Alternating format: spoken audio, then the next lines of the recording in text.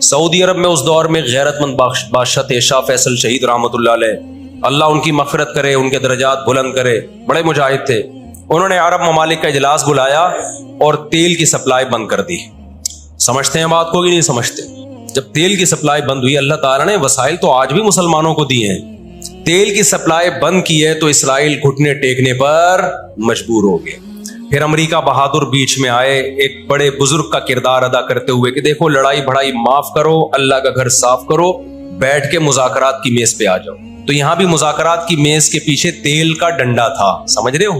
عربوں کے پاس جو تیل کی اللہ نے ان کو ایک طاقت دی ہے نا، وہ استعمال کی انہوں نے، لیکن لڑائی معاف کرنے میں بھی بہت سارے گیم کھیل گیا وہ۔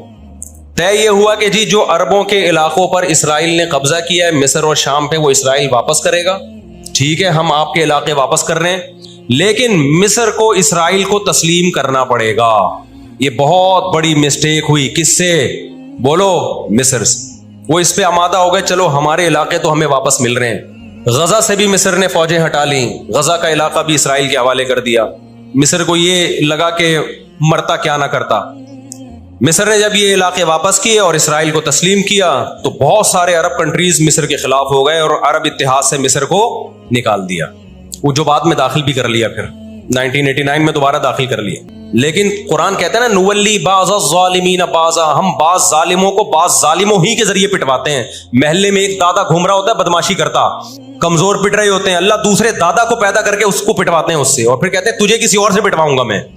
روس نے کون سا اچھے افغانستان میں جو بربریت کی، اس نے کس قانون کے تحت افغانستان میں گھسا تھا؟ وہاں بھی افغانی اس کے خلاف کھڑے ہوئے اور مار کے بھگایا اس کو۔ پھر جو آپ کے 40-42 ملک ابھی افغان طالبان کے ساتھ لڑ کے گئے ہیں، وہ کس قانون کے تحت آئے تھے بھائی؟ ایک شخص کو پکڑنے کے لیے، اسامہ بن لادن کو پکڑنے کے لیے آپ نے پوری ریاست کی ایسی کی تیسی کر دی۔